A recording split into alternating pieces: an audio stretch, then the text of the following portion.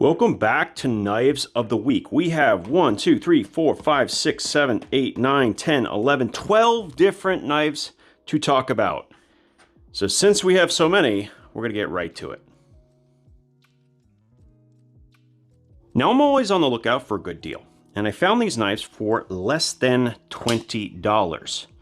So this is made by a company called Sanranmu, and Sanranmu is the parent OEM that makes knives for a lot of companies, Reich, Boker, SRM, the other sub-brands like SRM Knives and Tools. So they are the people who basically make everything, all right? And I recognized a lot of the features that I like about them. First, a beautiful contoured G10 handle with a lot of texture. This also has their reversible, no fastener clip design. I'll show you that in just a second. And check out this blade, 12C27, proper sharpening choil. The model is the 311L GB for the black version. And I like this one even better. This is the GT. This is so cool. Yes, it is a slip joint, but it is a very nice slip joint knife with a very, very comfortable handle. And because there is a part of the blade sticking out right there that you can push up against, you're not gonna have to worry too much about it collapsing on you either. I wish more companies would do that. So overall, I'm very pleased with this slip joint knife. It even has a spot for a lanyard if you want to. Now, as far as the pocket clip is concerned, if you squeeze them together and then push up at the same time, you can actually take off the pocket clip and swap it around, or just use it without a clip if you want to, very, very quickly. So if you want the maximum ergonomics, you can take that off and do your work and then put the clip back on later. This is something that SRM's been doing for a little while, and I really, really like this system. It is incredibly easy to set up and utilize. And check out this bronze, and I would say this is like more of a cream colored handle. Really like this one. Less than $20 for a knife like this. It was certainly worth the wait, and it did take a while to finally get here. I think it was shipping direct from China, but overall, I'm very, very pleased. Maybe this is for you, and if you want a sub $20 knife that is a slip joint in a decent steel and looks well, and especially is this sort of steak knife shape, well, there you go. The 311L, and yes, you can flick it open. Nicely done. Now, speaking of SRM, this is another one of their separate brands, I guess, if you want to call it.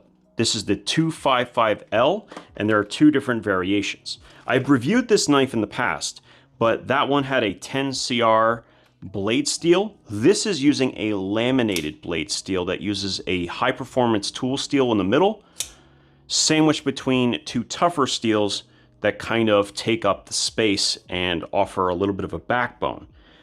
First of all, it offers a really cool look. I will absolutely say that. But what they have said is that the performance of this steel is similar to S35VN, according to them. And I would assume that they mean toughness and edge retention, because as a tool steel, it's not going to have the corrosion resistance of S35VN, which is a stainless powder metallurgy steel.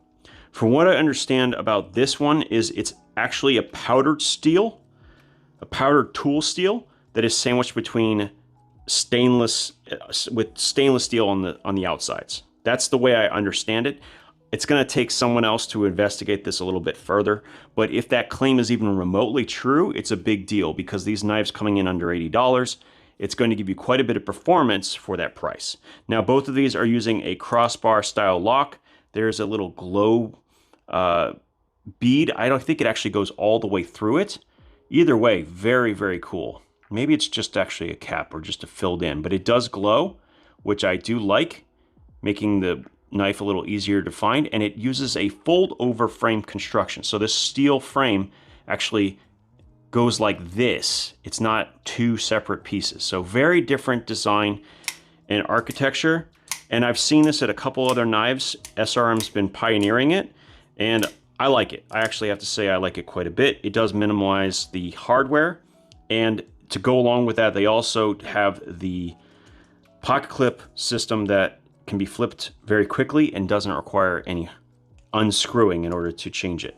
I actually think that this is something that more companies should use, because being able to take it off when you want to use the knife a lot for ergonomic sake, I think is a great choice.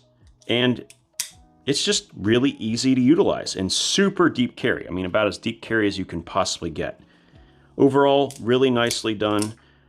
I will leave a link to these down in the description. Action is phenomenal on both. Very well centered. Is this one centered? It is indeed. But the action, it was one of the best I had tried when I opened up the 10CR variation, and the same thing's true with these. A little bit on the light side when it comes to detent. It works okay with this knife, but I think if they made one any bigger, they would need to strengthen that detent a little bit more. Strengthen the spring tension, if you will. Overall, though, a good choice, and definitely one of the better looking and higher performing knives in this price point. This is a company people are finally coming around to. They're delivering insanely good value knives, and some of the more unique pieces that you can actually find in the budget realm. So I found this knife a little while back, and it's not on the original table, so it's our 13th knife, but I absolutely love it. $40, 14C28N, phenomenal fit and finish, and great action. It's a front flipper only. However, I have attached a small thumb stud, which just makes it so much better. Just blown away. I also reviewed this knife about 6 months ago, maybe a little bit longer now, and it's a modular design. It uses 9CR 18 MOV blades. It comes with 2 additional ones, titanium frame lock, and even has a over travel stop and everything else. Just crazy good action. A lot of people that tried it really loved it. And now they have released a new version. This one has a crossbar lock with fantastic action. Whew, very, very good. G10 backspacer, contour G10 handles, pocket clip insert, flush screws all the way around. Really, really like that. Just a really nice overall construction. Now I have it set up with the Tanto blade. Let me show you really quick how you can swap it out. It comes with a drop point as well as a sheep's foot blade shape included. I think there was one major missed opportunity, however. They could have included an insert that would have allowed for a utility knife blade, and that, in my opinion, would have been the perfect thing. In fact, I would have liked to have the drop point, which would give me the long cutting edge for food prep, etc., and also a utility knife, and I would be happy. That would be good enough for me in a setup. This thing runs about $75 with 3 blades, all in 14C28N, and that's actually a pretty damn good deal for a knife steel that is imported to where these are made. So the steel is from Sweden, and these are made in China. Overall, I'm very, very impressed. And what's really remarkable is how little play there is in this mechanism. There's nothing side to side, like anywhere. There's just ever so slight up and down play, but that's to be expected. Otherwise, you wouldn't be able to get it inserted in the first place. Not enough to really matter, but certainly something that I'm going to point out. Even when installed, they even center somehow. I don't know. This is a really crazy design. It's definitely unique. I don't know if we need it, but it is, well, it's novel, right? It's something we're not seeing a lot of. And I think that with how many knives are being released on a regular basis, anytime you have a unique knife, it's worth noting. This is definitely something different. And I like the case it comes with as well. Just a great little package. And if they ever come out with a utility knife, count me in. Worth checking out Olitans, though. Their products are delivering an incredibly good value, most of which are in 14C28N, which is a phenomenal budget steel. And yeah, not much more to say. Definitely worth checking out. Next up, we have CJRB, and I have 3 different knives, a couple color variations. And I'm going to put some information up as we go through it to kind of simplify things and make it clear what I'm talking about. The first knife is using an injection molded plastic, crossbar lock, ARRPM 9 steel with a full flat grind, a nice forward finger choil, very, very comfortable.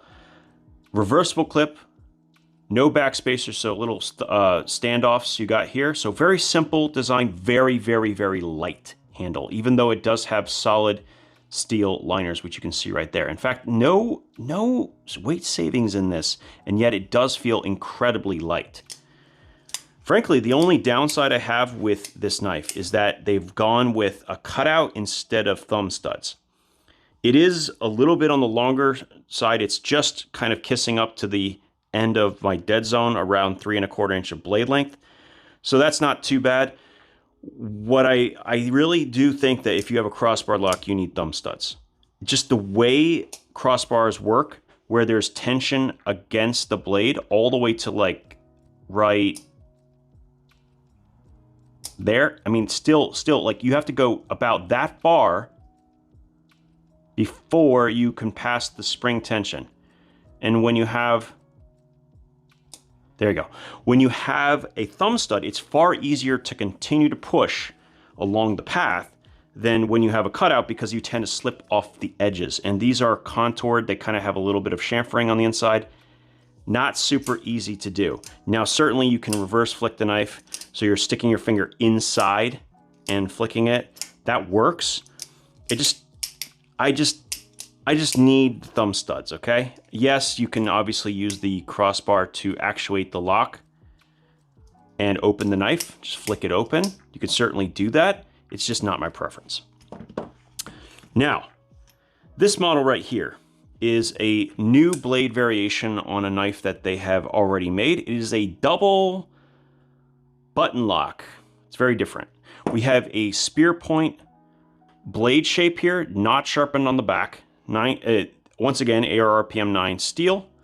We have really cool coated green liners and pivots, and just a bunch of very interesting green things going on here. Great action on bearings, like that. 3.15 inch blade length. And there is a double lock. So once it's open, that'll lock it open so you cannot take it out anymore. And it'll also lock the blade in as well. I don't know what the purpose of that is. When I got the other one, the other blade shape, it didn't make much sense to me in that case either. Plunge locks aren't particularly strong, and I think they were trying to go for strengthening the lock, but I don't know if that's actually going to happen, just as the way it's designed. Because I think the plunge still takes the brunt of the stress, especially because the lock itself is also a plunge lock.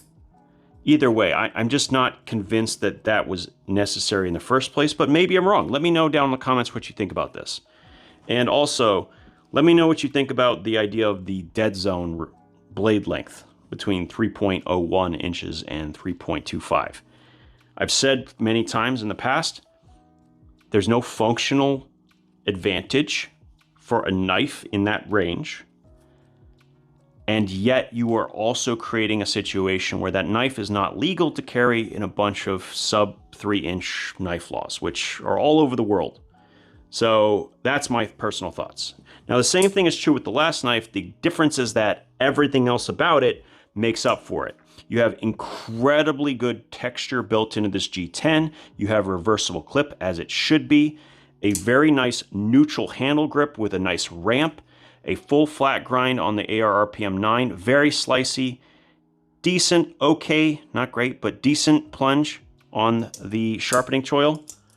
Great tension, like a little bit stronger on the crossbar, which I really like. And they do appear to also be, maybe I'm crazy. No, it's about the same.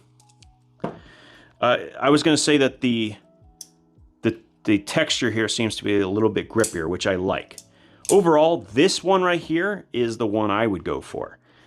It's got everything that we need from a budget knife. A decent steel, a good lock, good texture that's not going to let you slip. This is more of what I want to see. Now, I would like to see this knife without the extra little bit of blade length that is unnecessary. So now it would be a sub 3-inch blade. But other than that, this is exactly the kind of thing that CJRB should be making. And yes, I know it's a little generic. Crossbar locks generally tend to look the same because they all pretty much need a thumb stud to function properly. And they don't always use flipper tabs because they get in the way of the crossbar. So there's only so many things you can do with this lock, so the knives tend to look very similar. But every brand should at least have one that's executed perfectly. And I don't see any problem with that. This is one of those executed well crossbar locks. Well done from CJRB. The next knife we're going to talk about is called the Wild Species. This is of the premium lineup from Remette, and it is an M390 full titanium frame lock, milled titanium pocket clip and back spacer, anodized pivot collar, anodized thumb studs, just overall a very, very nice production premium knife. I don't know exactly how to differentiate this from many of the others because all of the companies these days are doing such an incredible job. What it comes down to is if you like the look of the knife, I can tell you that this has been executed very, very well. Now, Remette is doing some pretty unusual things. This is an example of another knife. I don't even know if these are currently available. This is also from them, which is a gravity knife. Very, very cool. One of my favorites, probably my favorite knife currently being made by them. They're definitely going two different directions. They have budget knives, and then of course they have these premium offerings. And the Wild Species is no exception. I think it's actually been around for a little while in a budget variation, but now you can have it in premium offering. This is going to come in under $200, and it is, well, it's executed incredibly well. Not much more to say. Remember how I said every brand needs at least one well-executed crossbar lock? Vosteed has multiple, but I think the Raccoon is probably the best overall because of the price point, the ergonomics, and everything else that goes with it. Every time I grab this knife, I realize just how bizarrely ergonomic the handle is, even though it doesn't really look it. I don't quite, it doesn't make any sense, but my goodness, whether it's down here or up here, the Raccoon is just a phenomenal knife. 14C28N in this particular variation with micarta handles, a reversible clip with a little insert. It also has flush screws, as it should. Great full flat grind, and this is the sheep's foot variation. There is also a clip point variant as well. I think between all of the Raccoons that are available, as long as you go with either the crossbar or the top liner lock, you're in great shape.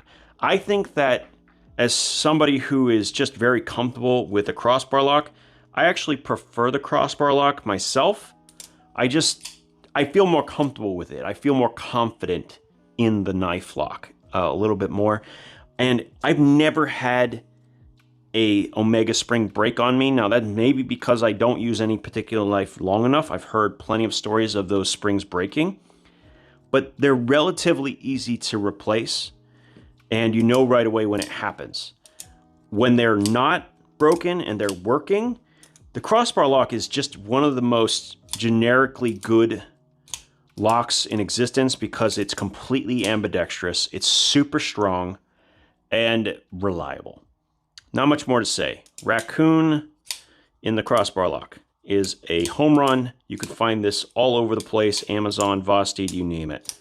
Definitely worth a checkout if you are in the market for a crossbar lock. They just nail it every single time. I don't think there's an exception to the rule when it comes to Vosteed. I'm going to sneak one more knife in here, and it's not a new knife.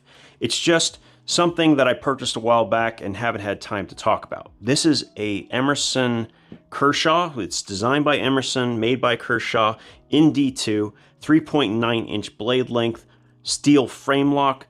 This is a big beefy boy. And I was really hoping that this was a budget variation of a hybrid knife that would work for defensive aspects and a bunch of other things, and I had a context anyway. The problem is that in practical use, the wave opening mechanism for this knife does not consistently open. Like in the pocket of my pants, I tried a number of times, and yes, I can do it if I really push it into the corner, but I feel like it should kind of happen as I'm coming out. Now, I think part of it is that the pants I wear, which are the 1620 workwear, have no gaps in the stitching right at the corner of the pocket. But for some reason, I don't feel like that should be the case, because when I use the cold steel variation, which has the flat ramp with a little gap underneath, deploys every time. So I'm curious to hear if it's just the Kershaw variations or maybe even only this knife, because I've actually tried an actual Emerson and I never had an issue.